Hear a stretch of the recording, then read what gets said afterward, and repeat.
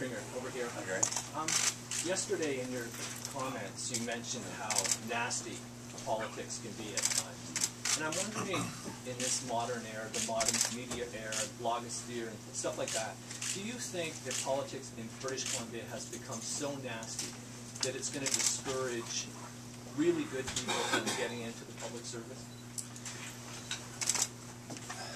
First, I want to say this. You know, when you get in public life, you take the good and you take the bad. So people will say what they want about the people that are in public life. The challenge is when the things that are said about me are visited on my nephews, my nieces, my sons as they were growing up. That is not good. And we should all know, in Canada, public life is it's a huge gift that we've been given. And it's important for people to be willing to serve. I think that we all have to raise our game. I think everyone's got to recognize. Frankly, it doesn't matter what political party you're from. I don't know. I can think of very, very, very few people, if any, that run for public office thinking they're going to try and do bad things to the province or bad things to the country. And we have to learn how we have discussions about things without personalizing.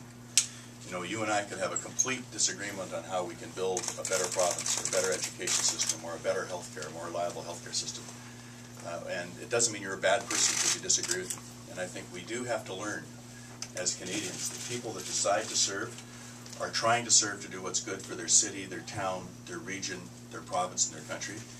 And I can tell you one of the things that I will definitely do as I move into the next stage of my life is I will constantly try to remind Canadians of how lucky we are to have an open, democratic society, and how important it is that our discussion be civil, how important it is that our discussion treat people with respect, regardless of their ideas.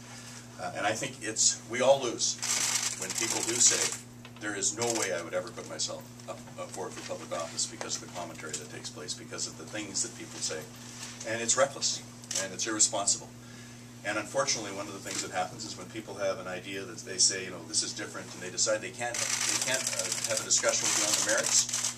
I've got a good idea. Let's attack the person. You know, what we want to do is build, I think, a province and a country that recognizes our incredible strengths and lifts all Canadians up together and has open, honest, direct public discourse. I think that everyone benefits from that.